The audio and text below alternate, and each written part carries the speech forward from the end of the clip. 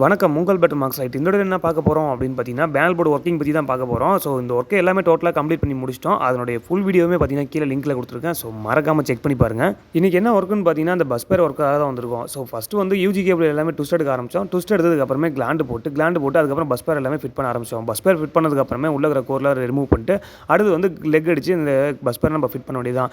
எதுக்காக இந்த பஸ் பேர் ஃபிட் பண்ணியிருக்கோம் அப்படின்னு பார்த்தீங்கன்னா லைட்டிங் பேனல் 2 பேனல் இருக்குது. ஸோ 2 பேனலுக்குமே பார்த்தீங்கன்னா தனித்தனி சர்க்யூட் கொடுக்க வேண்டியதாக இருக்குது. ஸோ அதனால் பஸ் பேரில் நம்ம கொடுத்து பஸ் பேரில் வந்து அவுட்புட் எடுக்கலாம்னு சொல்லி நம்ம போட்டிருக்கோம். கேபிளுடைய ஒவ்வொரு கோரையும் ரிமூவ் பண்ணிட்டு நமக்கு தேவையான அளவுக்கு லெக்குக்கு அளவு வச்சு அதனுடைய ஸ்லீவ் எல்லாமே ரிமூவ் பண்ணுறோம். ரிமூவ் பண்ணதுக்கப்புறம் இந்த கிரிப்பிங் பேஸ்ட்டு நமக்கு தனியாகவே இருக்குது. இந்த கிரிப்பிங் பேஸ்ட் எதுக்காக யூஸ் பண்ணுறோம் அப்படின்னு பார்த்தீங்கன்னா லெக் நம்ம நார்மலாக யூஸ் பண்ணும்போது ஓரளவுக்கு தான் டைட்டாக இருக்கும். ஸோ இந்த கிரிப்பிங் பேஸ்ட் வச்சு நம்ம யூஸ் பண்ணோம்னா அது இன்னும் ஃபுல் டைட்டாகவே ஆகும்.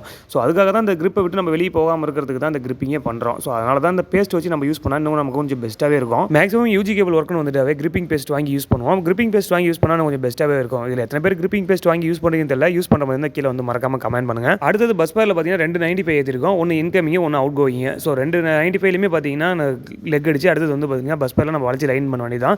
கிரிப்பிங் பண்ணும்போது எப்போவுமே கிரிப்பிங் டூல் வாங்கி யூஸ் பண்ணால் நமக்கு இன்னும் பெஸ்ட்டாக இருக்கும். நிறைய பேர் என்ன பண்ணுறாங்க கிரிப்பிங் டூல் வாங்குறதே இல்லை.